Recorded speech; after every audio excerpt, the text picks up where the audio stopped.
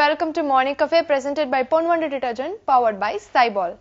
நம்மளோட பர்சனாலிட்டி ஆகட்டும், நம்மளோட கேரக்டர், நம்மளோட பிஹேவியர் இதெல்லாம் நம்மளோட சிச்சுவேஷனை வச்சு டிசைட் பண்ணக்கூடாதுங்க. நம்ம எடுக்கிற முடிவு வச்சு தான் டிசைட் பண்ணணும். இதுல இருந்தே தெரியுது நம்முடைய முடிவு எவ்வளவு முக்கியமானது அப்படிங்கிறது.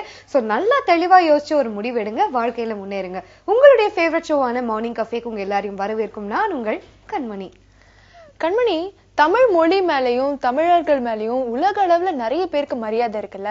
முக்கியமா அதை ப்ரூவ் பண்ற விதமா இப்போ ஒரு விஷயம் நடந்திருக்கு. என்னன்னா, கனடா நாட்டோட தேசிய கீதத்தை தமிழ்ல டிரான்ஸ்லேட் பண்ண போறாங்களாம். வாவ், கனடாவோட தேசிய கீதத்தை தமிழ்ல மொழிபெயர்த்திருக்காங்களா? ஆமா கண்மணி, கனடாவோட பிரதமர் ஜஸ்டின் தான் இந்த ஒரு முடிவை எடுத்திருக்காரு.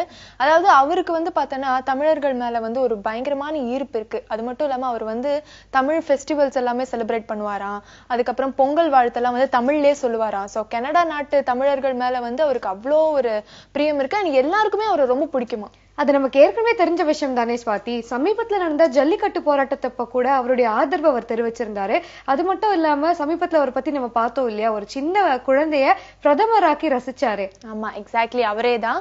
இப்ப பார்த்தோன்னா ஜூலை 15 கனடாவோட 150th சுதந்திர தினம் வரப்போதான். சோ அந்த டேல தான் கனடாவோட தேசிய கீதத்தை 12 மொழிகள்ல டிரான்ஸ்லேட் பண்ண போறாங்களாம். 12 மொழிகள்லையா? என்னென்ன மொழிகள் அது? அதாவது அரபி, மாண்ட்ரின், ஸ்பானிஷ், பிரெஞ்சு, இங்கிலீஷ் இந்த மாதிரி பல மொழிகள்ல மொழிபெயர்க்க போறாங்க. அதுல முக்கியமான ஒரு ஹாப்பி நியூஸ் என்னன்னா தமிழும் ஒண்ணு. ஓ சூப்பர் ஸ்வாதி. ஆக்சுவலி தமிழ்ல கனடாவோட தேசிய கீதத்தை டிரான்ஸ்லேட் பண்றாங்க அப்படிங்கிறது நிஜமாவே சந்தோஷப்பட வேண்டிய விஷயம் தான். ஆனா யார் அதை தமிழ்ல மொழிபெயர்க்க போறது? கவிஞர் கந்தவனம் அப்படிங்கிறவரு தான் தமிழ்ல டிரான்ஸ்லேட் பண்ண போறாரு. ஆமா ஸ்வாதி, நம்ம தமிழ் மொழிக்கு உலக அளவுல எவ்வளவு பெரிய அங்கீகாரம் கிடைச்சிருக்கிறது நினைக்கும் போது ரொம்ப பெருமையாவும் சந்தோஷமாவும் இருக்கு. ஆமா, அது மட்டும் இல்லாம ஆக்சுவலா தமிழ்ல எல்லா கவர்மெண்ட் ஆர்டர்ஸ், அதாவது கனடா கவர்மெண்ட் ஆர்டர்ஸ் எல்லாத்தையுமே தமிழ்ல மாத்தணும் அப்படின்னு சொல்லி அங்க அந்த பிரசிடென்ட் அறிவிச்சிருந்தாரு. சோ அதுவே கனடால இருக்கிற தமிழர்களுக்கு ஒரு பெரிய ஹாப்பி நியூஸா இருந்தது. அது மட்டும் இல்லாம இப்ப அவங்களோட தேசிய கீதத்தை தமிழ்ல டிரான்ஸ்லேட் பண்ண போறாங்கன்னு தெரிஞ்ச உடனே கனடா நாட்டு தமிழ் மக்கள் எல்லாருமே ரொம்பவே ஹாப்பியா இருக்காங்க.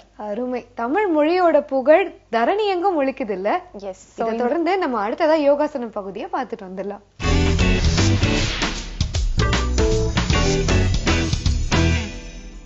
வணக்கம் நேர்களே, நான் கவிதா சத்யநாராயணன், கோஷப்பாவை யோகால இருக்கு. நம்ம இன்னைக்கு பார்க்க போறது ஒரு பாதஸ்தாசன ஸ்டைல். பாதஸ்தாசன ஸ்டைல், பட் இது ஒரு இன்வெர்டட் ஸ்டைல். என்னன்னா, உங்களோட ஷோல்டர் பிளேட்ஸ் ஃப்ராசனா இருந்தா அதை ஓபன் பண்றதுக்கு இது ஹெல்ப் பண்றதுக்காக தான் இந்த பாதஸ்தாசன ஸ்டைல். இதை பண்றதுக்கு முன்னாடி ஒரு ப்ராப்பர் வார்ம் அப். ஏன் இந்த வார்ம் அப்? ஏன்னா பாதஸ்தாசனா பண்ணும் போது உங்க கால்கள்ல, அதாவது உங்களோட குதிகால் சொல்லுவோம் இல்லையா, அது எவ்வளவு எனர்ஜி ஹோல்ட் பண்ணி உங்க பாடியோட வெயிட்டை பேலன்ஸ் பண்ண முடியுதோ அந்த அளவுக்கு தான் உங்களால கீழே போக முடியும். அந்த பேலன்ஸ் கரெக்டா பண்ணலைன்னா உங்களுக்கு அந்த பிரச்சனை வர ஆரம்பிக்கும். சோ நம்ம என்ன பண்ண போறோம்னா, அதுல ஒரு வார்ம் அப் பார்க்க போறோம். வார்ம் அப் எப்படின்னா, உங்க கைகளை இந்த மாதிரி ஒயிட் ஸ்ப்ரெட் பண்றது கூட இருக்கு. எவ்வளவு லெவலுக்கு நீங்க ஸ்ப்ரெட் பண்ணி, பிகினர்ஸ்னா நார்மலா இவ்வளவு லெவலுக்கு ஸ்ப்ரெட் பண்ணிக்கோங்க. இன்கேஸ் நீங்க நல்ல ஆசனாஸ் எல்லாம் பிராக்டிஸ் பண்ணிருக்கீங்கன்னா நீங்க கொஞ்சம் கொஞ்சமா நீங்க உங்களோட லென்த்தை அதிகரிக்கலாம். அதிகரிக்கிறதுனா என்ன மேக்ஸிமம் லிமிட்? இப்போ நான் உங்ககிட்ட உங்க மேட் இருக்கு, அப்போனா உங்களோட மேட்டோட லிமிட் இதுனா இந்த லிமிட்டுக்கு போகலாம். ஆனா இந்த லிமிட்டுக்கு போறதுக்கு உங்களோட ஆம்ஸ்ட்ரிங் இடம் கொடுத்துருக்கணும். அதுக்கு நாள் பட பிராக்டிஸ் பண்ணாதான் முடியும். அதுக்கு முன்னாடியே நான் பிரஸ் பண்றேன், நான் புஷ் பண்றேன், அந்த மாதிரி தப்பான ஒரு விஷயம் பண்ணாது. பேக் வரும்போது கூட உங்களால டக்குன்னு வர முடியலன்னா நீங்க என்ன பண்ணிக்கோங்க, நீங்க பெண்ட் பண்ணி ஒரு காலை அட்ஜஸ்ட் பண்ணிட்டு உள்ள எடுத்துட்டு வர்றதுக்கு ட்ரை பண்ணுங்க. இந்த மாதிரி பண்ணும்போது உங்களுக்கு கரெக்டா வரும். சோ இப்போ நம்ம இந்த வார்ம் அப் எப்படி பார்க்கலாம். ஸ்லைட்டா ஓபன் பண்ணிக்கோங்க. உங்களோட லெக், உங்களோட பாதம் கரெக்டா அவுட்வர்ட் பாக்குது, உங்களோட கை ஃப்ரண்ட்ல இருக்கு. இந்த மாதிரி இருக்கும்போது ரைட் சைட்ல நான் இப்ப மூவ் பண்ண போறேன்னா மெதுவா உங்க நீய மெதுவா முன்னாடி புஷ் பண்ணுவேன். இந்த மாதிரி புஷ் பண்ணும்போது ஹீல்ல பிரஷர் இருக்கும். உங்களுக்கு லெக் இன்ஜுரி ஆனா இந்த வார்ம் அப் பண்ணாதீங்க, உங்களுக்கு பெயின் தான் அதிகரிக்கும். ஸோ புஷ் பண்ணி ஹேண்ட்ஸ் இப்படி இருக்கு, மூச்சு உள்ள வெளியே மெதுவா உள்ள வந்துடுங்க. அண்ட் மெதுவா இன்னொரு காலுக்கு போறதுக்கு ட்ரை பண்ணு. அண்ட் மெதுவா நம்ம இப்போ வார்ம் அப் பார்த்தோம். அது உங்களோட ஹீலை ஸ்ட்ரென்தன் பண்றதுக்கு. ஆனா இன்ஜுரி ஆயிருந்தா அந்த வார்ம் அப் நீங்க பண்றது கொஞ்சம் அவாய்ட் பண்ணிடுங்க. நீங்க ட்ரை பண்ணி பாருங்க, வலி ஏற்பட்டா அப்படியே அவாய்ட் பண்ணிடுங்க. இப்ப பார்க்க போற ஆசனாவோட பாதஸ்தாசன் பட் உத்தானாசனோட வேரியேஷன்ஸும் வரும். ஏன்னா இது வந்து ப்ராப்பரா கம்ப்ளீட்லி உங்க செஸ்ட ஓபன் பண்றதுக்கும் உங்களோட ரிப்கேஜஸ் ஓபன் பண்றதுக்கு இந்த ஆசனம் ரொம்பவே ஹெல்ப்ஃபுல்லா. அதுக்கு வெரி இம்பார்ட்டன்ட் உங்களோட இன்டர்லாக் பின்னாடி பண்ணும்போது பாருங்க இப்படி இருக்கு. இன்டர்லாக் பண்ணிட்டு நீங்க இப்படி இருக்கீங்க. இப்படி இருக்கும்போது ஃப்ரண்ட்ல புஷ் பண்ணும்போது உங்களோட மூச்சு இழுக்கும் போது மூச்சு வெளியே விடும்போது அடிவயிறை கொஞ்சம் சுருக்கிக்கோங்க. அந்த மாதிரி சுருக்கும் போதுதான் உங்களுக்கு ஈஸியா அந்த ஆசனா வரும். இப்படி சுருக்கிக்கிட்டு மெது மெதுவா நீங்க உள்ள போலாம். அண்ட் மெதுவா நீங்க மேல வரலாம்.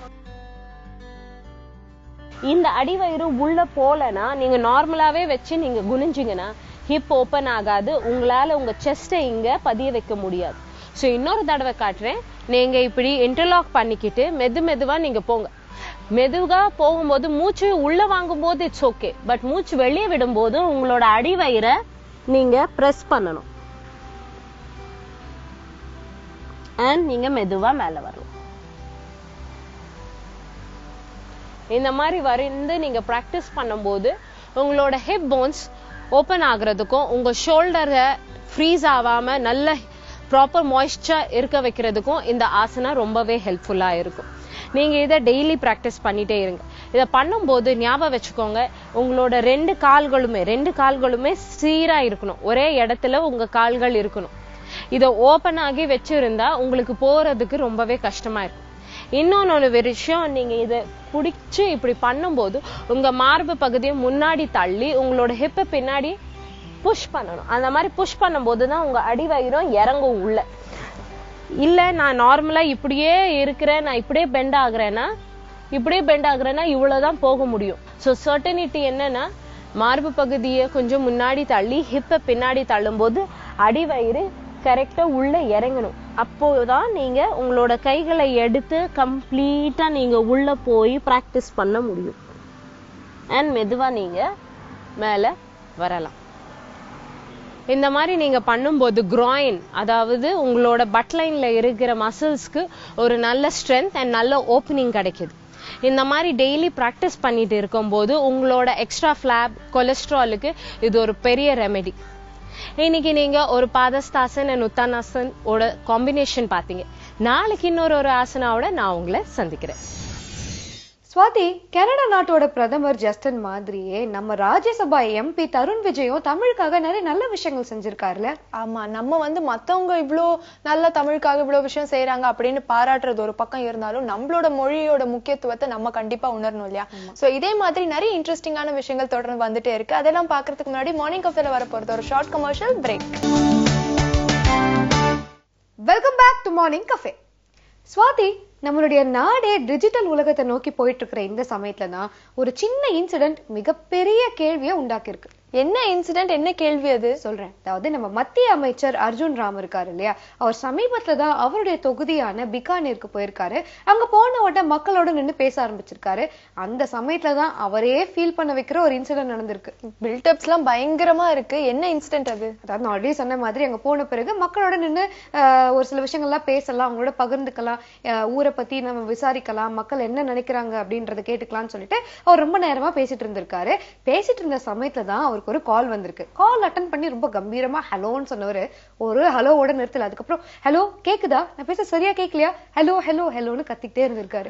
பாவமே, அப்ப அங்க சிக்னலே இல்லையா? அட்லீஸ்ட் அந்த ஊர்க்காரங்களாவது அங்க சொல்லிருக்கலாம்ல. அவருக்கு சொல்லிருக்காங்க, அவங்க புரிய வச்சிருக்காங்க, எங்க ஊர்ல வந்து சிக்னல் கிடைக்காதுங்க, இந்த மாதிரி நின்று பேசினா ஒண்ணுமே கேட்காது அப்படின்னு சொல்லி அவங்களால முடிஞ்ச ஒரு உதவியும் செஞ்சிருக்காங்க. என்ன செஞ்சிருக்காங்க அப்படின்னு பாத்தீங்கன்னா, பக்கத்துல ஒரு மரம் இருந்திருக்கு போல. அந்த மரத்துக்கு மேல ஒரு ஏணியை போட்டுட்டு, சார் நீங்க இந்த ஏரி மேல ஏறி நின்று பேசுங்க, நாங்க பொதுவா அப்படிதான் பேசுவோம், இங்க நின்று பேசினாதான் சிக்னல் கிடைக்கும், காலே கேட்கும் அப்படின்னு சொல்லியிருக்காங்க. என்ன சொல்ற, சீரியஸா அவர் ஏணி மேல நின்னு பேசினாரா என்ன? ஆமா, மத்திய அமைச்சர் யோசிச்சு பாரு, ஏணி மேல நின்னு ஹலோ ஹலோன்னு சிக்னல் கிடைக்குதான்னு நின்று பேசியிருக்காரு. ஓகே, சோ அந்த ஊர் மக்கள்லாம் அவரை பார்த்து எதுவுமே சொல்லலையா? இல்ல அதான் நான் முதல்ல சொன்னேன் இல்லையா, ஒரு முக்கியமான கேள்வி எழுப்பியிருக்காங்க அப்படின்னு. ஊர் மக்கள் என்ன நினைச்சிருக்காங்கன்னா, இத்தனை நாள் நம்ம பட்ட கஷ்டம் இப்ப அமைச்சருக்கோ தெரிய வந்திருக்குன்னா ஏதோ ஒரு சொல்யூஷன் இது கிடைக்கும் அப்படின்னு நினைச்சிருக்காங்க. ஆனா அவங்க கேட்ட முக்கியமான கேள்வி என்னன்னா, ஒரு கால் பேசுறதுக்கே எங்க ஊர்ல இவ்வளவு கஷ்டமா இருக்கு, சிக்னல் கிடைக்க மாட்டேங்குது, இந்த நிலைமையில எங்களால எப்படி மொபைல் டிரான்சாக்ஷன் எல்லாம் பண்ண முடியும், இன்டர்நெட் ஃபெசிலிட்டி இருந்தா கூட அதை சரியா உபயோகப்படுத்திக்கிறது அப்படிங்கிறது ரொம்ப கஷ்டமான விஷயமா இருக்கும் இல்லையா அப்படிங்கிற ஒரு முக்கியமான கேள்வியை எழுப்பியிருக்காங்க. சூப்பர்யா, நல்ல ஒரு கேள்வி. கண்டிப்பா அந்த கேள்விக்கு வந்து அவங்களுக்கு சீக்கிரமாவே பதில் கிடைக்கணும் அப்படின்ட்டு நம்ம வந்து அவங்களுக்கு விஷ் பண்ணிக்கலாம். இந்த தகவலோட அடுத்த பகுதி என்னங்கிறத பார்த்துட்டு வந்துடலாம்.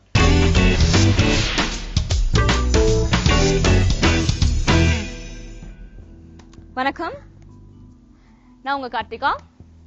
நேத்து நம்ம வந்துட்டு ஜஸ்ட் இன் கேஸ் ஒருத்தங்க இடிக்க வராங்க அப்படின்னா பேசிக்கான டெக்னிக்ஸ் எப்படிலாம் நம்ம அவாய்ட் பண்ணிட்டு எஸ்கேப் ஆகி போகலாம் அப்படின்றது பார்த்தோம். இன்னைக்கு அதுவே வந்து அவங்க இடிக்கிற இன்டென்ஷன்ஸ், தப்பான இன்டென்ஷன்ஸ் நம்ம ஹார்ம் பண்ண வருது அப்படின்ற போது நம்மளும் கொஞ்சம் எஃபெக்டிவா அவங்க கிட்ட இருந்து எஸ்கேப் ஆகணும், நம்மள டிஃபெண்ட் பண்ணிக்கணும் அப்படின்ற மாதிரி ஒரு ஃபியூ டெக்னிக்ஸ் பார்க்க போறோம். ஸோ இன்னைக்கு என் கூட திருத்தி இருக்கா, என்னோட பார்ட்னர். ஹாய் திருத்தி. ஸோ நேத்தி பார்த்த டெக்னிக்ஸ்லாம் உங்களுக்கு ஞாபகம் இருக்கும்னு நம்புறேன். அந்த பேசிக் டெக்னிக்ஸ்லயே தான் நம்ம கொஞ்சம் இம்ப்ரூவைஸ் பண்ணி இந்த அட்வான்ஸ் விஷயங்கள் எப்படி பண்ண போறோம் அப்படின்னு சொல்லிட்டு பார்க்க போறோம். ஸோ இன்னைக்கு டெக்னிக் நம்பர் 1 நம்ம பார்க்கறது, நீங்க அந்த கால் நேத்தே வந்து பாத்தீங்க அப்படின்னா கால்ல இப்படி இடிக்கிற டெக்னிக் பார்த்திருப்பீங்க. ஸோ இந்த இடிக்கிற டெக்னிக் அப்போ அவங்க டேஷ் பண்ண வராங்க அப்படின்னா நீங்க ஒரு ஃபாஸ்டா இப்படி அவங்க கால்ல பண்ணீங்க அப்படின்னாலே வந்துட்டு அவங்களுக்கு ஸ்லிப் ஆகும். அந்த ஸ்லிப் ஆகுறத வந்துட்டு இன்கேஸ் அவங்க ரொம்ப ஃபோர்ஸோட நிஜமாவே அந்த இன்டென்ஷனோட தான் வந்திருக்காங்க அப்படின்ற பட்சத்துல நம்ம எப்படி வந்து நம்மள டிஃபெண்ட் பண்ணிக்கலாம் அப்படின்னு சொல்லிட்டு இப்போ பார்க்கலாம்.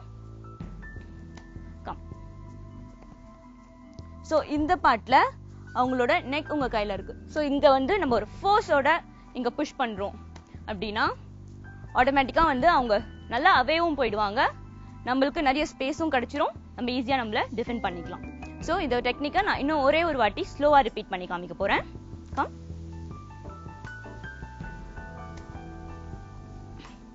எஸ்.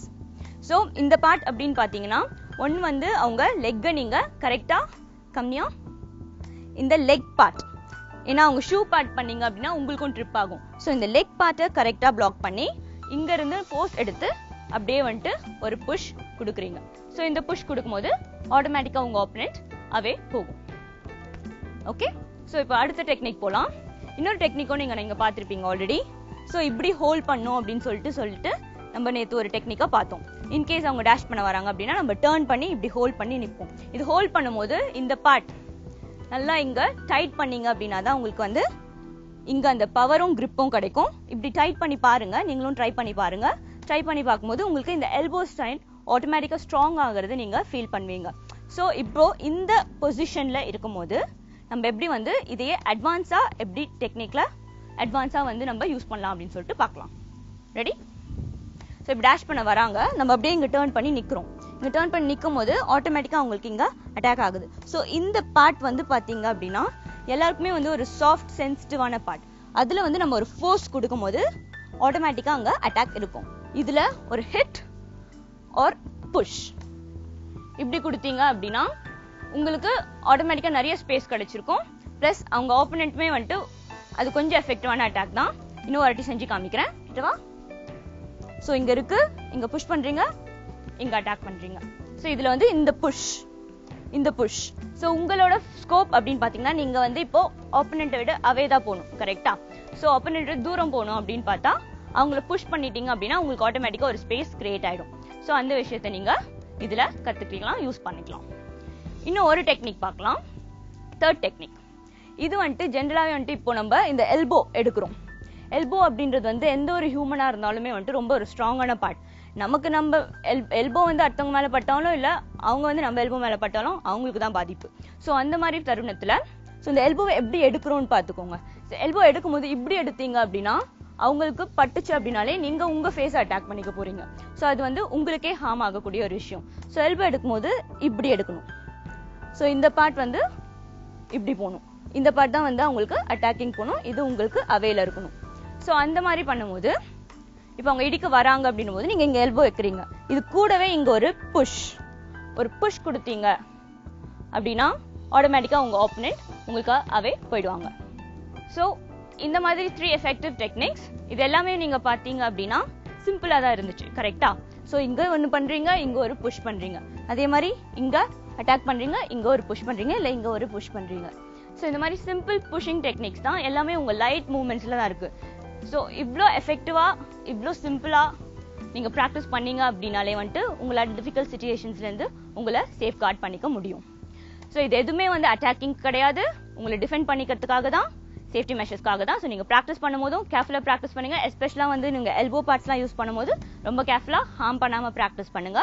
ஸோ இன்னைக்கு சில அட்வான்ஸ் டெக்னிக்ஸ் நம்ம இன்கேஸ் டேஷ் பண்ண வந்தாங்கன்னா எப்படி டிஃபெண்ட் பண்றது அப்படின்னு சொல்லிட்டு பார்த்தோம். இன்னும் சில டெக்னிக்ஸோட நாளைக்கு உங்களை சந்திக்கிறேன். அது வரைக்கும் அந்த விஷயங்கள்லாம் ப்ராக்டிஸ் பண்ணுங்க. திரும்பியும் நாளைக்கு சந்திக்கலாம். பாய், உங்கள் கார்த்திகா. ஸ்வாதி, நம்ம நாட்டுல நிறைய விஷயங்கள் பில்டிங் ஸ்ட்ராங், பேஸ்மெண்ட் தான் கொஞ்சம் வீக்குங்கிற மாதிரி தான் இருக்குல்ல? ஆமா கண்மணி, செல்போன் நெட்வொர்க் இல்லாம நம்ம எப்படி பேமெண்ட் எல்லாம் பண்ண முடியும்? சோ இந்த மாதிரி நிறைய क्वेश्चंस இருக்குல்ல. சோ அத பத்தி நம்ம நிறைய டிஸ்கஸ் பண்ணிட்டே இருக்கலாம். அதுக்கு முன்னாடி இப்ப மார்னிங் கஃபேல வர போறது ஒரு short commercial break. Welcome back to morning cafe. Kanmani, முன்னாடிலாம் நம்மளுக்கு ஏதாவது டவுட் இல்லை ஏதாவது டிஸ்கஸ் பண்ணோம்னா வந்து ஃப்ரெண்ட்ஸ் கிட்ட கேட்போம், இல்லைன்னா நம்ம ஃபேமிலி மெம்பர்ஸ் கிட்ட கேட்போம், ரிலேட்டிவ்ஸ் கிட்ட கேட்போம். ஆனா இப்பெல்லாம் சோஷியல் நெட்வொர்க்கிங் சைட் வந்ததுக்கு அப்புறமா நம்மளுக்கு ஏதாவது ஒரு விஷயம் தெரியணும், கிளாரிஃபை பண்ணணும் அப்படின்னா ஒரு போஸ்ட் போட்டே அந்த விஷயத்த நம்ம வந்து கிளாரிஃபை பண்ணிடுறோம்ல. அதுவும் கரெக்ட் தான் ஸ்வாதி. இப்போ சமீபத்துல கூட என்னோட ஃப்ரெண்ட் ஒருத்தன் வந்து டெல்லி போயிருந்தான். சரி, டெல்லி போனதுக்கு அப்புறம் ஒரு குறிப்பிட்ட இடத்துல இருந்து இன்னொரு இடத்துக்கு போறதுக்கு ரூட் தெரியல போறதுக்கு. அதனால என்ன பண்ணிருக்கான், ஃபேஸ்புக்ல ஒரு சும்மா சாதாரண ஒரு ஸ்டேட்டஸ் போட்டிருக்கான், இந்த மாதிரி எனக்கு இந்த ரூட் சொல்லுங்க, உங்களுக்கு யாருக்கா தெரியும் அப்படின்னு சொல்லுங்க அப்படின்னு போட்டதுக்கு ஃபேஸ்புக்ல ரெஸ்பான்ஸ் வந்திருந்தா கூட பரவாயில்ல, அங்க இருந்து அவனோட இன்னொரு டெல்லி ஃப்ரெண்ட் அந்த ஸ்டேட்டஸை பார்த்துட்டு அவன் இருக்கிற இடத்துக்கு டைரக்டாவே வந்து அவன் கேட்ட இடத்துக்கு கூப்பிட்டே போயிட்டாங்களாம். அந்த அளவுக்கு இப்ப டெக்னாலஜி வளர்ந்துருக்கு. இதை விட இன்னொரு ஒரு இன்ட்ரெஸ்டிங்கான விஷயம் நான் சொல்றேன். 99 வயசு ஒரு பாட்டிக்கு வந்து ஒரு டவுட் வந்திருக்கு. சோ அவங்க வந்து ஃபேஸ்புக்ல ஒரு போஸ்ட் போட்டிருக்காங்க. அது இப்ப பயங்கர வைரலா ஸ்ப்ரெட் ஆயிருக்கு. ஆக்சுவலி அந்த போஸ்ட் வைரலா ஸ்ப்ரெட் ஆயிட்டு இருக்கு அப்படிங்கிறது கூட எனக்கு பெரிய ஷாக்கா தெரியல. 93 வயசு பாட்டி ஃபேஸ்புக் யூஸ் பண்றாங்க அப்படிங்கிறது தான் கொஞ்சம் ஷாக்கிங்கா இருக்கு. சரி, அப்படி என்ன போஸ்ட் அவங்க கொடுத்திருந்தாங்க? அதை விட ஷாக்கிங்கான விஷயம் என்ன சொல்ல போறேன்னு பார்த்தனா, அந்த பாட்டியோட காதல் கதை தான் சொல்ல போறேன். ஓ, பாட்டியோட காதல் கதையா? அப்ப சுவாரஸ்யமா தான் இருக்கும். சொல்லு. ஆஸ்திரேலியாவை சேர்ந்த 93 வயசு சில்வியாவும் 88 வயசான பிராங்கும் வந்து க்ளோஸ் ஃப்ரெண்ட்ஸ். ஆக்சுவலி பிராங்க் பார்த்தனா சில்வியாவை லவ் பண்ணிட்டு இருந்திருக்காரு அண்ட் என்ன கல்யாணம் பண்ணிக்கோ அப்படின்னு சொல்லி வந்து ப்ரப்போஸும் பண்ணிருக்காரு. பட் சில்வியா வந்து மறுத்துட்டாங்க. ஓ, மெச்சூர்டான லவ் பத்தி கேள்விப்பட்டிருக்கேன். இது ரொம்ப மெச்சூர்டான லவ்வா இருக்கு போல இருக்கே. ஆமா, திடீர்னு ஒரு நாள் என்ன இருக்கு, சில்வியாக்கு உடம்பு சரியாம போயிருக்கு. சோ சில்வியா என்ன பண்ணிருக்காங்க, அவங்க இருந்த இடத்துல இருந்து ஷிஃப்ட் ஆகி வேற இடத்துக்கு போயிருக்காங்க, பிராங்க் கிட்ட சொல்லாமலே. சோ பிராங்க் ரொம்ப தவிச்சு போய் அவங்களை எப்படியோ தேடி கண்டுபிடிச்சு அந்த இடத்துக்கு போய் திரும்பவும் வந்து என்ன கல்யாணம் பண்ணிக்கோ அப்படின்னு சொல்லி கேட்டிருக்காரு. சோ அந்த டைம் வந்து அவங்களால மறுக்கவே முடியலையா. சூப்பர். சோ அப்ப இவங்க ரெண்டு பேரோட மேரேஜ் பிக்ஸ் ஆயிடுச்சு. சரி, மேரேஜ் தான் பிக்ஸ் ஆயிடுச்சு, அப்புறம் சில்வியாக்கு என்னதான் ப்ராப்ளம்? எதுக்காக அவங்க ஃபேஸ்புக்ல ஏதோ போஸ்ட் போட்டிருக்காங்க? ஆக்சுவலா வந்து மேரேஜ் ட்ரெஸ் எடுக்கிறதுக்காக ஷாப்பிங் போயிருக்காங்க. அந்த இடத்துல பார்த்தோன்னா 4 ட்ரெஸ் வந்து அவங்க செலக்ட் பண்ணிருக்காங்க. அந்த 4 ட்ரெஸ்ல வந்து எது சூஸ் பண்றது அப்படிங்கிறதுல ஒரு பெரிய கன்ஃபியூஷன். சோ அதனால என்ன பண்ணிருக்காங்க, 4 ட்ரெஸ்ஸுமே போட்டு போட்டோ எடுத்து ஃபேஸ்புக்ல அப்லோட் பண்ணிருக்காங்க. சோ எதுக்கு வந்து நிறைய லைக்ஸ் அண்ட் கமெண்ட்ஸ் வருதோ அந்த ட்ரெஸ்ஸை நம்ம சூஸ் பண்ணலாம் அப்படின்னு சொல்லி. சோ அதுதான் இப்ப வந்து ரொம்ப வைரலா ஸ்ப்ரெட் ஆயிட்டு இருக்கு. ஓ, ஆக்சுவலி நீ சொன்ன கதையில இருந்து 2 விஷயம் ரொம்ப கிளியரா புரியுது. ஒன்னு, டெக்னாலஜி பயங்கரமா வளர்ந்துருக்கு. இன்னொன்னு, காதலுக்கு கண்ணு இல்லைன்னு சொல்லுவாங்க, ஆனா இவங்க காதல் கதையில இருந்து காதலுக்கு வயசு இல்ல அப்படிங்கிறது தெரியுது. இந்த சுவாரஸ்யமான சில்வியா மற்றும் பிராங்கோட கதையை கேட்டுட்டு அடுத்த பகுதியை பார்த்துட்டு வந்துடலாம்.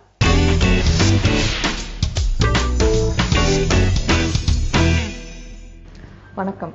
இன்னைக்கு நம்ம பேச போற டாபிக் வந்து ஆக்சுவலி ரொம்ப இன்ட்ரெஸ்டிங்கான டாபிக் அண்ட் ரொம்ப இந்த ஒரு பர்டிகுலர் மந்த்துக்கு வந்து யூஸ்ஃபுல்லான டாபிக். சன்ஸ்கிரீன்ஸ் என்ன, சன்ஸ்கிரீன்ஸ்னா என்ன, எப்படி சூஸ் பண்ணலாம் சன்ஸ்கிரீனை, இது எதுக்கு நம்ம யூஸ் பண்ணணும், இதுதான் இன்னைக்கோட டாபிக். ஸோ இப்போ வந்து நம்ம சூரிய வெளிச்சம் அப்படின்னு பார்த்தீங்கன்னா இதில் வந்து சில நல்லதும் இருக்குது, சிலது கெட்டதும் இருக்குது. நல்லதுன்னு பார்த்தீங்கன்னா விட்டமின் டி சிந்தசிஸ் அஃப்கோர்ஸ் நம்ம எல்லாருக்குமே தேவை. ஆனால் இதில் சில ஒரு ஹார்ம்ஃபுல் ரேஸ் ஆஃப் சன்னும் இருக்குது. அது இப்போ ஒரு சன்லைட்னு எடுத்தீங்கன்னா அதில் யூவி லைட்டுங்கிறது ஒரு பகுதி, மிச்சம் பார்த்தீங்கன்னா visible light, x-ray, gamma rays, இந்த மாதிரி நிறைய பகுதிங்க இருக்குது. இந்த யூவி லைட்டுங்கிற பகுதி யூவிஏ, யூவிபி, யூவிசின்னு 3ஆக பிரிக்கும். யூவிசி வந்து ஓசோன் லேயர்லேயே வந்து அது ஃபில்டர் ஆகிறதுனால அவ்வளோ எர்த்தை ரீச் பண்ணுறதுல நம்ம கிட்ட வரது கிடையாது. பட் யூவிஏ அண்ட் யூவிபி அப்படிங்கிற 2 பகுதி தான் மேக்ஸிமம் டேமேஜ் வந்து ஸ்கின்னுக்கு கொடுக்கக்கூடிய சக்தி இருக்கக்கூடிய ரேஸ்.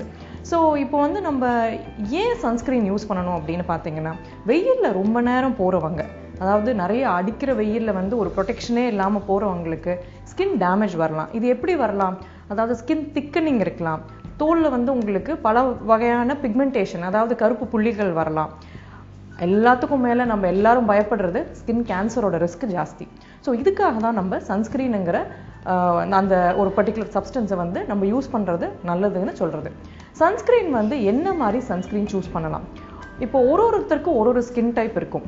ஆயிலி ஸ்கின்னா இருக்கு. இப்போ பெரும்பாலும் பார்த்தீங்கன்னா நம்ம கிளைமேட்டுக்கு most people have oily skin. Oily skin இருக்கிறவங்க ப்ரிஃபரபிளி வாட்டர் பேஸ்ட் இல்லை ஜெல் பேஸ்ட் சன்ஸ்கிரீன் யூஸ் பண்றது பெட்டர். சப்போஸ் உங்களுக்கு ரொம்ப ட்ரை ஸ்கின் இருக்குன்னு வச்சுக்கோங்களேன், அதாவது டிராவல் பண்றவங்க, நிறைய வந்து ஹார்ஷ் விண்டில் இருக்கிறவங்க, இவங்களுக்குலாம் ஸ்கின் ரொம்ப டேமேஜா ட்ரையா இருக்கும். இந்த மாதிரி இருக்கிறவங்களுக்கு க்ரீமி ஃபார்முலேஷன்ஸ், இன்னும் கொஞ்சம் வந்து க்ரீம் ஃபார்முலேஷன்ஸ் ஆஃப் சன்ஸ்கிரீன் பெட்டரா இருக்கும். சப்போஸ் இது ரெண்டுத்துக்கும் நடுவில் உங்களுக்கு ஒரு நார்மல் ஸ்கின் டைப் இருக்கு அப்படிங்கிற பட்சத்தில் you can use either a cream or a cream gel formulation வந்து உங்களுக்கு ஐடியலா இருக்கும். சன்ஸ்கிரீன் வந்து எவ்வளோ யூஸ் பண்ணணும்? அதாவது இப்போ பார்த்தீங்கன்னா 1 சென்டிமீட்டர் ஸ்கொயர் ஸ்கின் ஏரியாவுக்கு 2 மில்லிகிராம் சன்ஸ்கிரீன் வந்து அப்ளை பண்ணியிருக்கிறது தான் வந்து ஆக்சுவல் போதுமான அப்ளிகேஷன். இது எப்படி இந்த மெஷர்மெண்ட் நம்ம இது அஃப்கோர்ஸ் எல்லாருக்கும் மெஷர் பண்ணுறது கஷ்டம். ஸோ ஒரு அப்ராக்சிமேட் மெஷர்மெண்ட் பார்த்தீங்கன்னா ஃபேஸ் மாத்திரம் கவர் பண்ணுறதுக்கு 3 ml தேவை, 3 ml தேவை. கழுத்தை கவர் பண்ணுறதுக்கு இன்னொரு 3 ml, ஒரு கைக்கும் 3 ml 3 ml. சப்போஸ் கால் பகுதியை கவர் பண்ணணும், நீங்கள் வெளியே போகிறீங்க, கால் எக்ஸ்போஸ் ஆகுது அப்படிங்கிற பட்சத்தில் ஒரு ஃபுல் காலை கவர் பண்ணுறதுக்கு 6 ml ஆஃப் சன்ஸ்கிரீன், அண்ட் இன்னொரு காலுக்கு இன்னொரு 6 ml, செஸ்ட் பகுதிக்கு 6 ml, பேக் பகுதிக்கு 6 ml. ஸோ இதுதான் வந்து ஒரு அப்ராக்சிமேட் கணக்கு உங்களுக்கு பார்த்தீங்கன்னா. சன்ஸ்கிரீனை வந்து எப்போ அப்ளை பண்ணணும்? முன்னே என்ன சொல்லிட்டு இருந்தோம், சன்ஸ்கிரீனை வந்து அதாவது வெளியே போகிறதுக்கு ஒரு 30 நிமிஷம் முன்னையும் வெளியே போன அப்புறம் எவ்ரி 2 hours அப்ளை பண்ணணும்னு சொல்லிட்டு இருந்தோம். பட் இப்போ ரிசர்ச் வந்து என்ன சொல்லுதுன்னு பார்த்தீங்கன்னா, வெளியே போகிறதுக்கு 15 to 30 minutes முன்னே அப்ளை பண்ணிட்டு வெளியே போய் அதாவது சன் எக்ஸ்போஷர் ஸ்டார்ட் ஆன அப்புறம் ஒரு 15 to 30 minutes கழிச்சு ஒரு வாட்டி அப்ளை பண்ணால் போதுமானது அப்படின்னு சொல்லுது.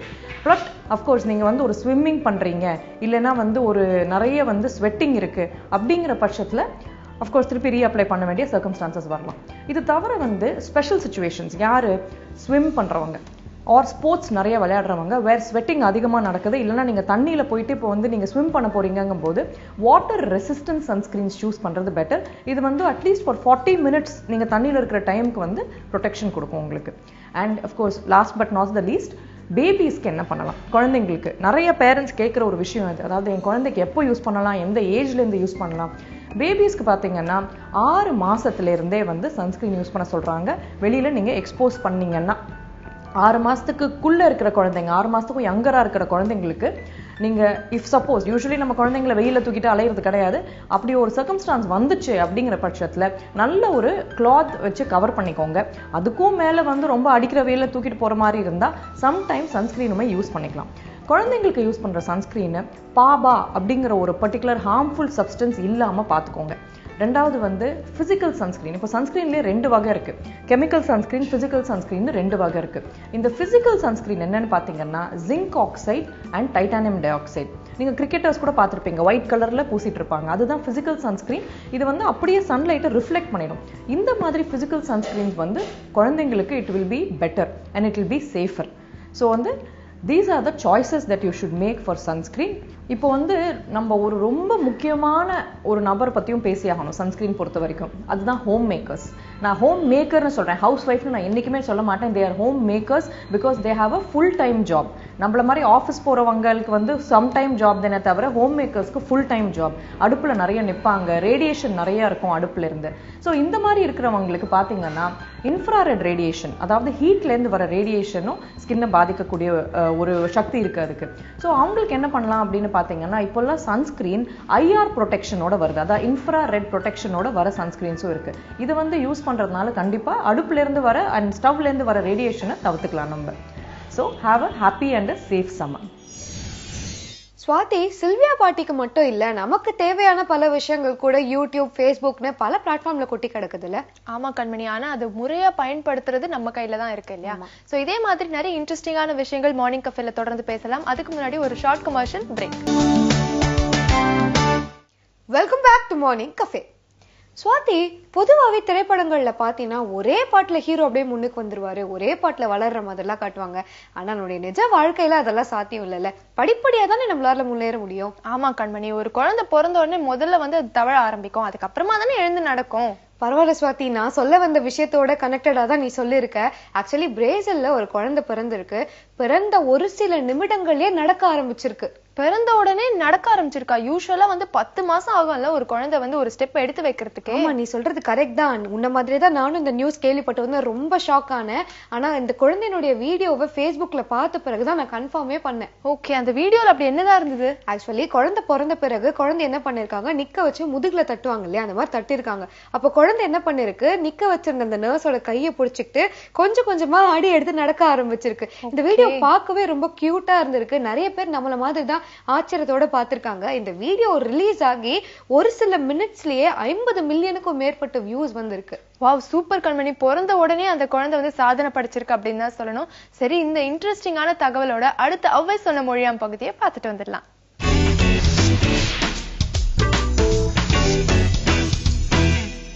வணக்கம். ஒவ்வை சொன்ன மொழியாம் நிகழ்ச்சியில் அன்னைக்கு ஆத்திச்சூடியில் 7வது வாசகம் பார்க்க போகிறோம். எண் எழுத்து இகழேல், அதுதான் 7வது வாசகம். எண் எழுத்து இகழேல் மொத்தம் 3 சொற்கள் இருக்கு, 10 எழுத்துக்கள் இருக்கின்றன. எண் எழுத்து இகழேல் அப்படின்னு என்ன அர்த்தம் அப்படின்னா, எண் அல்லது எழுத்து இரண்டும் சேர்த்து நம்முடைய படிப்பு அல்லது அறிவுன்னு வச்சுப்போம்.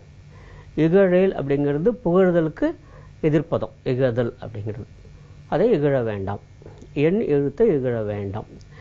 இகழேல் அப்படிங்கிறதுக்கு ஆங்கிலத்தில் டு நாட் டிரைட் அப்படின்னு சொல்லலாம். DERAIDE, டிரைவ் இல்லை டிரைடு, டு நாட் டிரைட்.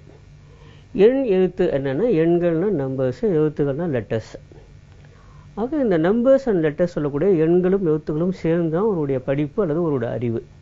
இதை தயவு செய்து இகழ வேண்டாம், அதுதான் இதனுடைய நேரடியான பொருள். எண் எழுத்து இகழேல். இது 7வது வாசகம். இதற்கு இணையாக இன்னொரு வாசகமும் இருக்கு, அதுவும் நமக்கு எல்லாருக்கும் தெரிஞ்ச ஒரு வாசகம் தான். எண்ணும் எழுத்தும் கண்ணனத்தகும், அதுவும் எல்லாருக்கும் தெரிஞ்ச ஒரு வாசகம் தான்.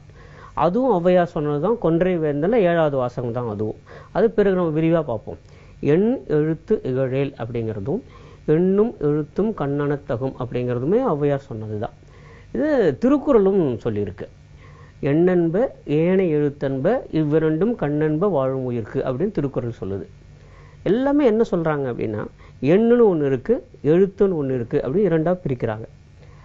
இது ஏன் நம்ம விரிவாக சொல்றோம் அப்படின்னா, அதுக்கு ஒரு காரணம் இருக்கு, ஒரு அவசியம் இப்போ வந்துருக்கு. ஏன்னா பல பேர் என்ன பண்றாங்க அப்படின்னா, எழுத்துக்களை எண்களாக எழுதுறாங்க. கா உ ரு அப்படியாவது எழுதுகிறாங்க. நம்ம பார்க்குறோம், பல வாகனங்களை நம்ம பார்க்குறோம். அடிப்படையில் அப்படி இல்லை. எண் என்பது வேறு, எழுத்து என்பது வேறு. இப்போ உதாரணம் சொல்லணும்னா, 2ன்னு ஒரு எண் இருக்கு, 4ங்கிற ஒரு எண் இருக்கு. இரண்டையும் அடுத்தடுத்து எழுதுகிற போது நாம் 2, 4ன்னு படிக்க மாட்டோம், 24ன்னு படிப்போம். ஏன்னா அதற்கான அந்த நிலை இருக்கு, அந்த ஸ்தானம் இருக்கு, அந்த பொசிஷன் இருக்கு, அது சேர்த்து தான் நம்ம படிக்கிறோம். 2யும் 4யும் அடுத்தடுத்து எழுதினா 24 என்று நம்மால் படிக்க முடிகிறது. ஒருவேளை ஒரு உதாரணத்துக்கு கு என்று ஒரு எழுத்து இருக்கு, ரூன்னு ஒரு எழுத்து இருக்கு, 2 எழுத்து பார்த்தா நம்ம குருன்னு தான் படிப்போம். அதுக்கு சொல்ல வேற, அப்படி ஒரு சொல்லி இருக்கு. ஆக எழுத்துகள்ங்கிறதே வேற, எண்கிறது வேற. அதுக்காக நம்ம மீண்டும் மீண்டும் சொல்றோம், எண்ணென்ப ஏனை எழுத்தன்ப இவ்விரண்டும் கண்ணென்ப வாழும் உயிருக்கு. இரண்டும் வெவ்வேறு. பல பேர் குழப்பிக்கிறாங்க, எழுத்தை கொண்டு வந்து எண்ணுக்கு சமமாக போடுறாங்க. அது பண்ணவே முடியாதுங்கிறதாக சொல்ல வரோம். ஏன் அப்படின்னா, இது வேற குறிப்பிடுகிறது, வேறு குறிப்பிடுகிறது. ஒரு உதாரணத்துக்கு ரொம்ப தெளிவான ஒரு உதாரணமே பார்க்கலாமே. இப்போ தூரத்தை சொல்லுகிற போது நம்ம மீட்டர் கணக்கில் சொல்றோம், அல்லது கிலோமீட்டர். 1000 மீட்டர் சேர்ந்தா 1 கிலோமீட்டர். இங்கிருந்து வேலூர் 120 கிலோமீட்டர் இருக்கிறது, 140 கிலோமீட்டர் இருக்கிறது என்று சொல்லலாம். தூரத்தை அளவிடுவதற்கு மீட்டர் அது இருக்கலாம். ஏதோ திரவ நிலையில ஒன்று இருக்கு, அதை எப்படி நம்ம அளவு செய்யலாம்னா லிட்டரில் சொல்லலாம். சமயங்களில் எண்ணெயெல்லாம் கிலோ கணக்கோடு எடுத்துக்கலாம். லிட்டர் என்பது இருக்கிறது திரவத்துக்கு. நீளத்தை அளப்பதற்கு மீட்டர் இருக்கிறது. இதை மாற்று சொல்ல முடியுமா? நிச்சயமா முடியாது. இங்கிருந்து வேலூர் எத்தனை லிட்டர் இருக்கு அப்படின்னு சொல்ல முடியுமா? பண்ண முடியாது. ஏன்னா இது வேற, இந்த யார்ஸ்டிக்கே வேற, இந்த அளவுகளே வேற. அது மாதிரி தான் எண் என்பது வேறு, எழுத்து என்பது வேறு. இது முதல்ல புரிஞ்சுக்கணும். சரி, எண் எழுத்து இகழேல், இகழ வேண்டாம். அது எப்படி இகழ முடியும் அப்படிங்கிறதுக்கு முன்னால எண் எழுத்துன்னு என்னெல்லாம் வருதுன்னு பார்ப்போம். எண் என்பது அடிப்படையில் கணித அறிவு, எழுத்து என்பது நூல் அறிவுன்னு வச்சுக்கலாம், படிப்பறிவுன்னு வச்சுக்கலாம். ஒன்று அறிவியல், அறிவியல் அல்லாத மற்றது அப்படிங்கிற மாதிரி கூட நம்ம பொருள் கொள்ளலாம். பல பேருக்கு இந்த மாதிரி ஒரு பெரிய குழப்பம் வருது. ஏன்னா ஒரே ஒரு சொல் வச்சுக்கிட்டு, ஒரே ஒரு வரியை வச்சுக்கிட்டு இவ்வளவு பெரிய விளக்கம் வியாக்கியானம் தேவையா அப்படின்னா, இது வந்து நியூ செஞ்சுரி புக் ஹவுஸ் ஒரு புத்தகம் வெளியிட்டிருக்கிறது. ஔவையாரோட ஆத்திச்சூடி புத்தகம் பல 10 ஆண்டுகளுக்கு முன்பு வெளியிட்டது. அதுல முன்னுரையில அவங்க எழுதுறாங்க, இது ஒற்றை வரி வாசகம் தான், ஆனாலும் பல கட்டுரைகளே இதற்குள்ளே உள்ளடக்கி வைத்திருக்கிறது அப்படின்னு சொல்றாங்க. பல கட்டுரைகளுக்கு தேவையானது ஒற்றை வாசகத்திலே கொண்டு வந்து கொடுக்குறாங்க. அதுதான் ஆத்திச்சூடியுடைய சிறப்பம்சம், ஒரு ஸ்பெஷாலிட்டி அதுதான். சரி, இப்ப இந்த எண் எழுத்துன்னு என்ன சொல்ல வராங்க அப்படின்னா, அறிவியல் அறிவும் பிற அறிவும் இணைந்து இருக்கக்கூடிய எந்த ஒரு அறிவையும் இகழ வேண்டாம். அது இதுல அடுத்து வரக்கூடிய ஒரு அர்த்தம். பல பேர் வச்சுட்டு இருக்காங்க, அறிவியல் படித்தவர்கள் அறிவியல் அல்லாத பாடத்தை இகழ்வதை நம்ம பார்க்கிறோம், அறிவியல் அல்லாத பாடம் வருகிறவர்கள் அறிவியலை வைத்துக் கொண்டு இகழ்வதை நம்ம பார்த்திருக்கிறோம். இது எதுவுமே வேண்டாம். எதுவாக இருந்தாலும் அறிவு என்பது மிக தெளிந்த ஒன்று, மிகச்சிறந்த ஒன்று. அதை யாரும் இகழ வேண்டாம். இந்த அறிவை இன்னொரு அறிவுடன் இகழ வேண்டாம். சரி, இன்னொன்று வருகிறது. நீங்க பார்த்தீங்கன்னா, எழுத்து என்பது அடிப்படையில் மொழி சார்ந்து வருகிறது. ஒரு மொழியை உயர்த்துவதற்காக இன்னொரு மொழியை இகழ வேண்டாம். எவ்வளவு ஒரு அருமையான ஒரு நமக்கு தேவைப்படுகிற ஒரு ஆலோசனை பாருங்க. அறிவுரைன்னு சொல்ல தயாரா இல்லை, இது ஒரு ஆலோசனை. சொல்றாங்க, எதுவும் இகழ வேண்டாம், இதை நீங்கள் உயர்த்தி சொல்லுங்கள், பரவாயில்லை, இதற்காக இன்னொன்றை இகழ வேண்டிய அவசியம் இல்லை. எண் எழுத்து இகழ, அதுவும் ஒரு மொழி தானே. நமக்கு இந்த மொழியின் மீது எந்த அளவுக்கு நாம் உயிர் வைத்திருக்கிறோம், உயிராக நாம் மதிக்கிறோமோ, அதே அளவுக்கு இன்னொரு மொழிக்காரர்கள் அந்த மொழியின் மீது ஒரு மரியாதை வைத்திருக்கப்படுகிறார்கள், அன்பு வைத்திருக்க போகிறார்கள். அதன் காரணமாக நாம் இதன் மீது வைத்திருக்க அன்பின் காரணமாக இன்னொன்றை நாம் இகழ வேண்டிய அவசியம் இல்லை. அதுவும் இதிலும் தான் வருது, எண் எழுத்து இகழேல். இதெல்லாம் விட தனிப்பட்ட மனிதன் வருகிற போதுதான் ரொம்ப ஆச்சரியமான விஷயமா இருக்கு. பல பேர் தன் சொந்த படிப்பை இகழ்வதை நேரடியாக பார்த்துருக்கோம், பல முறை நம்ம பார்த்துருக்கோம். நான் பிஏ படிச்சுட்டேன், பிஎஸ்சி படிச்சுட்டேன், பிகாம் படிச்சுட்டேன், பிஇ முடிச்சுட்டு இருக்கேன், என்னெல்லாம் பண்ணியிருக்கேன், எனக்கு இன்னும் வேலை கிடைக்கல. வேலை கிடைக்கவில்லை என்பது ஒரு குறை, மிக நிச்சயமாக இருக்கத்தான் செய்யும். எதிர்பார்க்குறோம், எனக்கு கிடைக்கலன்னு. ஆனால் அதற்காக நம்முடைய படிப்பை நாம் இகழ வேண்டிய அவசியம் இல்லை, நாம் பெற்ற அறிவை நம்ம இகழ வேண்டிய அவசியமே இல்லை. இது பல நூற்றாண்டுக்கு முன்பே சொல்லப்பட்டிருக்கிறது ரொம்ப ஆச்சரியமான விஷயம். ஏன்னா அடிப்படையில் பல இடங்கள் நம்ம பார்த்துக்கிட்டே இருக்கோம். எந்த ஒரு வேலை இல்லாமல் இருக்கக்கூடிய ஒரு இளைஞரை பார்த்தாலும் உடனடியாக அவன் இகழ்வது தன்னுடைய படிப்பை தான் இகழ்வான், தன்னுடைய கல்வி நிறுவனத்தை தான், தன்னுடைய பெற்றோரை இகழ்வான். இல்லை, எதுக்காக அவசியமே இல்லை, இது வேற அது வேறங்க நம்ம புரிஞ்சுக்கிட்டாலே போதும். பல சமயங்களில் பெற்றோர்களே சொல்வது உண்டு, என் பையனை இந்த படிப்பு படிக்கிறதுல வேற ஒரு படிப்பு படிச்சு வச்சுனா வேலை கிடைச்சிருக்கும், இல்லை என் பொண்ணு இதுக்கு போயில வேற ஒன்று போயிருக்கலாம், அவங்க கூட படிச்சவங்களாம் வேலைக்கு போயிட்டாங்க.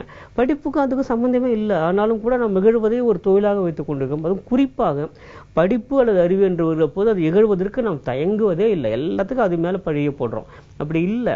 என்ன பொதுவாகவே நம்ம என்ன பார்க்கிறோம் அப்படின்னா, கல்வி என்பதோ படிப்பு என்பதோ நம்முடைய அறிவு என்பதோ எதை அடிப்படையாக இருக்க வேண்டும் அப்படின்னா, நம்முடைய மேலும் ஒரு நிலைக்கு உயர்த்தி செல்வதாக இருக்கணும், நம்ம சிந்தனை உயர்த்துவதாக இருக்க வேண்டும், நம்முடைய வாழ்க்கை நிலையை உயர்த்துவதாக இருக்க வேண்டும். அவ்வளவுதானே தவிர இது நேரடியாக வேறு ஒன்றுடன் தொடர்புத்தி இகழ்வது வேண்டாம். இதுதான் மிக முக்கியமானது. ஆக எண் எழுத்து என்றால் அது அறிவு என்று வைத்துக் கொள்ளலாம். இகழேல் என்றால் தயவு செய்து தூஷிக்க வேண்டாம், அதை வெறுப்புடன் பார்க்க வேண்டாம்.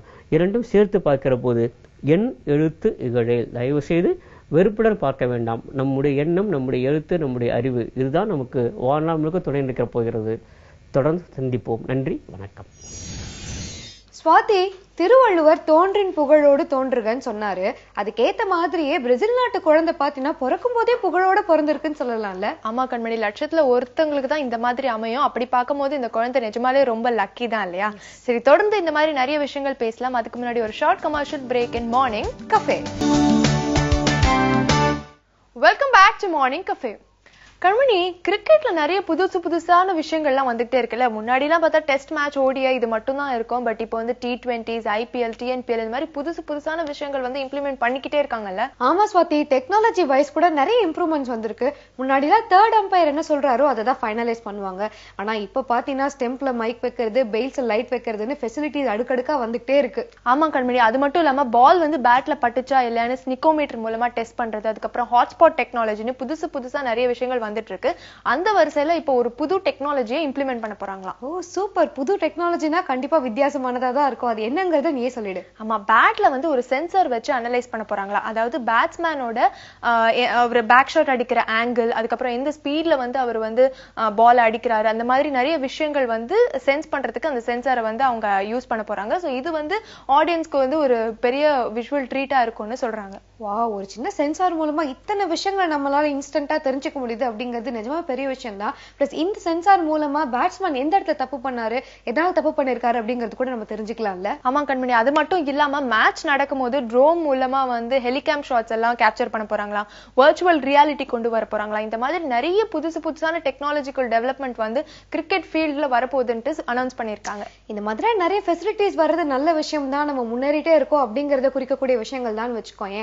ஆனா இதே மாதிரி மேட்ச் பிக்சிங் நடக்குது இல்லையா, அதை தடுக்கிற மாதிரியான ஒரு புதிய விஷயம் இல்ல டெக்னாலஜி மூலமா தடுக்க முடியும், அந்த மாதிரி ஏதாவது வித்தியாசமா கண்டுபிடிச்சாங்கன்னா கூட நல்லா தான் இருக்கும்ல. கிரிக்கெட் பத்தின வித்தியாசமான தகவல்லாம் இன்னைக்கு சொல்லியிருக்க ஸ்வாதி. இந்த தகவல்களோட அடுத்ததான் நம்ம சின்னஞ்சிறு உலகம் பகுதியை பார்த்துட்டு வந்துடலாம்.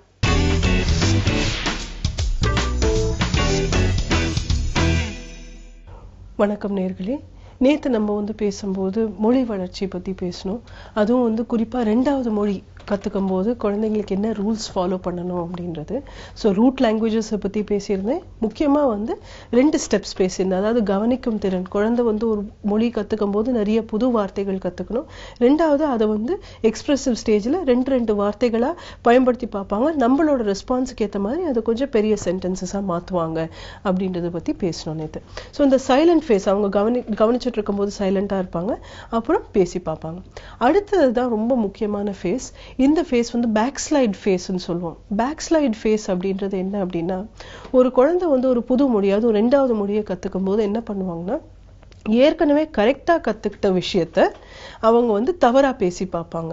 ஏன் அப்படின்னா, அவங்க அந்த மொழியை வச்சு ஆராய்ச்சி பண்ணுவாங்க. பிரெயினோட நேச்சுரல் எபிலிட்டியே என்னன்னா, ஒரு விஷயத்தை கத்துக்கும் போது அதை பயன்படுத்தும் போது கொஞ்சம் எக்ஸ்ட்ரீமா ட்ரை பண்ணி பார்க்கும். இப்படி மாத்தி பேசினா என்ன ஆகுது, அதுக்கு என்ன ரெஸ்பான்ஸ் வருது அப்படின்றது பிரெயின்ல இருந்தே வரக்கூடிய ஒரு சில இம்பார்ட்டன்டான ஸ்ட்ரக்சர்ஸ் அது. ஸோ இதை நம்ம அலோவ் பண்ணணும். ஸோ அந்த டைம்ல தப்பா பேசாத, இது சரி கிடையாது அப்படின்னு நீங்க ரொம்ப கண்ட்ரோல் பண்ணீங்கன்னா அந்த பேக் ஸ்லைட் ஃபேஸ் அவங்க ஸ்டாப் பண்ணிடுவாங்க. இதனால புது மொழியில அவங்க மாஸ்டரிக்கு போக மாட்டாங்க.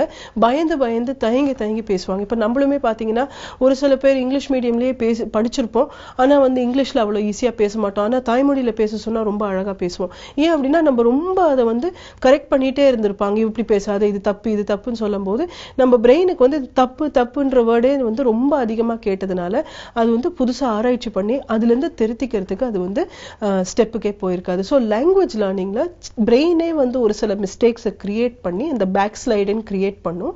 அதுல மிஸ்டேக்ஸ் பண்ணி புது விஷயங்கள் கத்துக்குவாங்க. ஸோ உங்க குழந்தை ஏற்கனவே கத்துக்கிட்ட விஷயத்தையும் தப்பா பேசினாங்க அப்படின்னா அண்டர்ஸ்டாண்ட் பண்ணுங்க, இது நார்மல் ஃபேஸ்.